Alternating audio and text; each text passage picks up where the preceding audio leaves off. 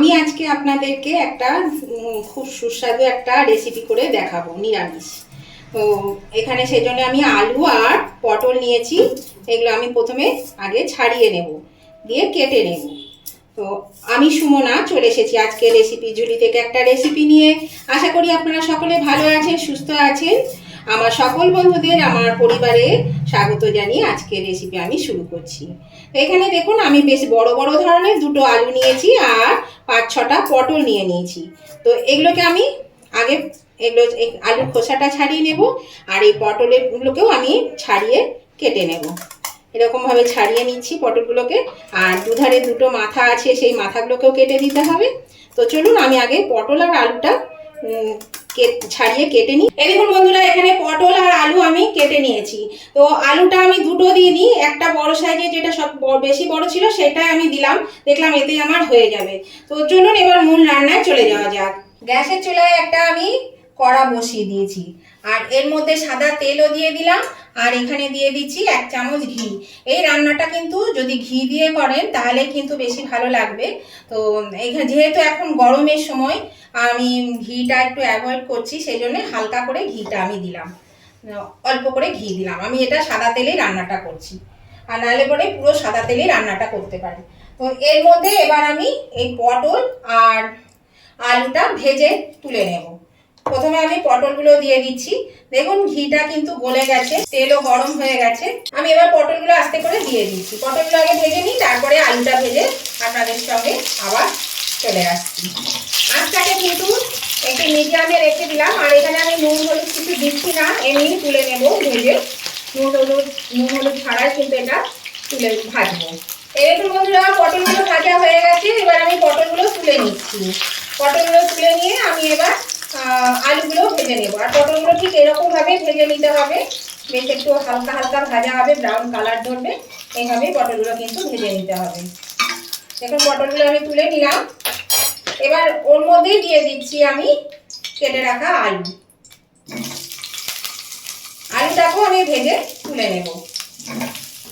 দেখুন আলুগুলো ভাজা হয়ে গেছে, এবার আমি আলুগুলো তুলে নিচ্ছি। এই তেলটুকু আছে বন্ধুরা, এই তেলের মধ্যে কিন্তু আমি রান্নাটা করব। এই তেলের মধ্যে প্রথমে দিয়ে দিচ্ছি একটু হলুদ।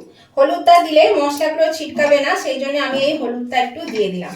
আর আঁচটা কিন্তু একদম কমানো আছে। এর মধ্যে দিয়ে দিচ্ছি 1 চামচ আদা বাটা। আদাটা দিয়ে একটু কষিয়ে নেব এটাকে। এবার দিয়ে দিচ্ছি 1 চামচ ধনে গুঁড়ো। এবার দিয়ে দিচ্ছি এখানে হাফ কাপ টক দই নিয়েছি, দইটাকে ছেঁকে নিয়েছি। দইটা দিয়ে কিন্তু আঁচটাকে একদম কমিয়ে দিতে হবে, দিয়ে দইটা ঢালতে হবে, তা না হলে কিন্তু দইটা ফেটে যাওয়ার সম্ভাবনা থাকে। সেই জন্য আঁচটাকে একদম কমিয়ে নিতে হবে। এবার দইটা দিয়ে আমি একটু কষিয়ে নেব, আর এর মধ্যে দিয়ে দিচ্ছি নুন আর হলুদ পরিমাণ মতো। দইটা একটু ফুটতে থাকুক বন্ধুরা। দইটা দিয়ে আমি একটু কষিয়ে নিয়েছি। এবারে ভেজে রাখা আলু আর পটলটা দিয়ে দিলাম। এখানে কিন্তু আমি পটলগুলো, একটা পটলকে দুভাগ করে কেটেছি, আপনারা আপনাদের পছন্দ মতো কাটবেন। আজকের এই রান্নাটা কিন্তু নিরামিষ হবে, আর এটা খেতে খুবই সুস্বাদু হয়। আর আমি সব শেষে একটা মশলা দেব, যেটা দিলে এর টেস্টটা মানে দ্বিগুণ পরিমাণে বেড়ে যাবে। আপনারা ভিডিওটা স্কিপ করবেন না, পুরো ভিডিওটা দেখতে থাকুন, তা না হলে আমি কখন কি মশলা দিচ্ছি আর কি মশলা দিচ্ছি যেটার জন্য টেস্টটা বেড়ে যাবে সেটা আপনারা দেখতে পাবেন না, তাহলে সঠিক রান্নাটা আপনারা করতে পারবেন না। তখন ভাববেন যে কীরকম রান্না দেখিয়েছে। কিন্তু সেই জন্যই বলছি আপনারা অবশ্যই কিন্তু ভিডিওটা স্কিপ করে দেখবেন না। আর নতুন বন্ধু যারা এখনও আমার চ্যানেলকে এসে সাবস্ক্রাইব করেননি, আমার ভিডিওগুলো দেখেন, তাদের কাছে আমার অনুরোধ অবশ্যই কিন্তু আমার চ্যানেলটা সাবস্ক্রাইব করে আমার পাশে থাকবেন, আর পাশে থাকা বেলটা অবশ্যই ক্লিক করে দেবেন। তাহলে আমি যখনই আমার ভিডিও আপলোড করব সাথে সাথে নোটিফিকেশন আপনাদের মোবাইলে পৌঁছে যাবে, আর সবার আগে আপনারা আমার ভিডিও দেখতে পাবেন। আর উভয় বন্ধুদেরকে বলছি যে দেখতে দেখতে যদি এখনো লাইক দিতে ভুলে গিয়ে থাকে তাহলে প্লিজ একটু লাইক বাটনটা প্রেস করে দেবেন। আপনাদের একটা লাইক আমাকে এগিয়ে নিয়ে যেতে অনেকটা সাহায্য করে। আর আজকের রেসিপিটা যদি ভালো লেগে থাকে, যদি খুব ভালো লেগে থাকে, তাহলে অবশ্যই কিন্তু আপনাদের বন্ধু বান্ধব আত্মীয় স্বজন সকলেই যাতে পেয়ে যান, তার জন্য একটু প্রচুর পরিমাণে শেয়ার করে দেবেন। আর কেমন লাগলো আজকের রেসিপিটা সেটা জানাতে কমেন্ট করতে ভুলবেন না। আপনাদের মিষ্টি মিষ্টি কমেন্টগুলো যেমন পড়তেও ভালো লাগে, তেমনি কিন্তু একটা কমেন্ট আমাকে পরবর্তী রেসিপি বানাতে অনেকটাই উৎসাহিত করে। তাহলে উভয় বন্ধুরা কিন্তু লাইক শেয়ার কমেন্ট করতে ভুলবেন না, আর নতুন বন্ধুরা সাবস্ক্রাইব করে আমার পাশে থাকবেন। আজকের এই আমি পটলের কালিয়া বানিয়ে আপনাদের দেখাচ্ছি, নিরামিষ। এটা কিন্তু নিরামিষের যে কোনো দিনে আপনারা বানিয়ে খেতে পারবেন, আর এটা খেতেও কিন্তু খুবই ভালো হয়। দেখুন এটা বেশ কষানো হয়ে গেছে, জলটা কিন্তু টেনে নিয়েছে। এবার আমি এর মধ্যে দিয়ে দেব জল, পরিমাণ মতো এখানে জল দিয়ে দিচ্ছি। এবার আমি এটা খুব ভালো করে একটু বাড়িয়ে দিলাম গ্যাসটা, দিয়ে একটু ভালো করে ফুটিয়ে নেব। ফুটে গেলেই আমি কিন্তু এটা গ্যাসটা কমিয়ে ঢাকা দিয়ে দেব। এটা কিন্তু আমি জলটা নর্মাল জল দিলাম, আমি কিন্তু ফোটানো জল দিইনি, আপনারা চাইলে ফোটানো জলও দিতে পারেন। তো দেখুন এটা কিন্তু আমার সমস্ত মশলার সঙ্গে এটা ভালো করে মেশানো হয়ে গেছে। এবার আমি এটা ঢাকা দিয়ে দিচ্ছি। এটা ফুটলেই কিন্তু আমি আঁচটাকে কমিয়ে দেব। আলু আর পটলটা সিদ্ধ হওয়া অবধি অপেক্ষা করব। দেখুন বন্ধুরা আমি ঢাকাটা খুলে দিলাম, আর পটল আর আলু কিন্তু সেদ্ধ হয়ে গেছে। এই দেখুন আলু সেদ্ধ হয়ে গেছে, আর পটলও কিন্তু সিদ্ধ হয়ে গেছে।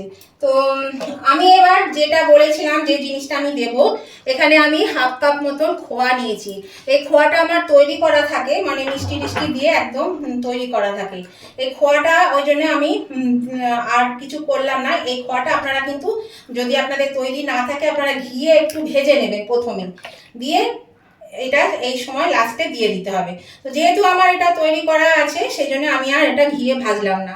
আর দিয়ে দিচ্ছি সামান্য চিনি, যেহেতু আমার খোয়ার মধ্যেও চিনি দেওয়া আছে সেই জন্য অল্প পরিমাণে আমি এখানে চিনি দিলাম। এই চিনি আর খোয়া দিয়ে এবার আমি এটা আবার 3-4 মিনিটের জন্য একটু ঢাকা দিয়ে দেব। আর এখানে একটা জিনিস আমি দিয়েছি বন্ধুরা, যেটা মানে এখানে দরকার নেই, আমার কাছে ছিল 1 চামচ মতো নারকেল কোড়া ছিল, সেই নারকেল কোড়াটা আমি এখানে দিয়ে দিয়েছি। এটা কিন্তু অপশনাল, এটা দিলে দিতে পারেন, নাহলে নাও দিতে পারেন, এটা প্রয়োজন নেই। যেহেতু আমার কাছে একটুখানি পড়েছিল তাই আমি এটা দিয়ে দিলাম। তো এবার আমি আবার এটা 3-4 মিনিটের জন্য ঢাকা দিয়ে দিচ্ছি, তারপর আমি আবার আসছি। এই বন্ধুরা ঢাকাটা আমি খুলে দিলাম, গ্যাসটা এবার আমি বাড়িয়ে দিলাম। এবার দেখুন এটাকে আমি ভালো করে একটু ফুটিয়ে নেব। আমি 3-4 মিনিট পরে তো ফিরে এলামই, আর এবার আমি এটাকে একটু ফুটিয়ে নেব। এটা কিন্তু হয়ে গেছে বেশ, দেখুন একটু ঘন হয়ে গেছে। এবার আমি এর মধ্যে দিয়ে দেব একটু গরম মশলা, খুব অল্প করে দেবো, কেননা এই গরম প্রচণ্ড গরমে আমি খুব কম দিচ্ছি, না দিলেই নয়, তাই একটু দিলাম।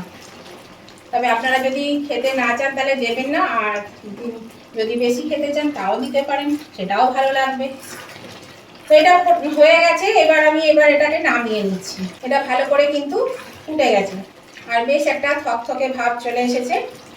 এটা তো একটু থাকবেই, কারণ এরকম গ্রেভিটা না রাখলে কিন্তু এটা আরও একটু আলুতে টেনে নেবে, তখন একদম শুকিয়ে যাবে।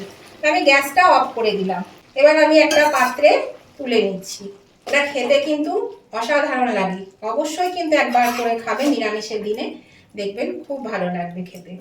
আর আপনারা আপনাদের পরিমাণ মতন আলু পটল সব নিয়ে নেবেন, আর সেই পরিমাণে কিন্তু সমস্ত মশলাপাতিও নিতে হবে। এই দেখুন বন্ধুরা আমি নামিয়ে নিয়েছি। এটা দেখুন দেখতে কতটা ভালো লাগছে, লোভনীয় লাগছে। আপনাদের কেমন লাগছে আমি জানি না, তবে আমার বেশ ভালো লাগছে, আর খেতেও কিন্তু বেশ সুন্দর হয়। আজকের রেসিপিটা যদি ভালো লেগে থাকে বন্ধুরা, তবে উভয় বন্ধুরা কিন্তু লাইক শেয়ার কমেন্ট করতে ভুলবেন না, আর নতুন বন্ধুরা অবশ্যই কিন্তু সাবস্ক্রাইব করে আমার পাশে থাকবেন। তো আজকের মতন আমি ভিডিওটা এখানে শেষ করছি। আবার আমি নতুন ধরনের নতুন কোনো ভিডিও নিয়ে চলে আসবো। ততদিন আপনারা ভালো থাকবেন, সুস্থ থাকবেন। Tata, bye bye.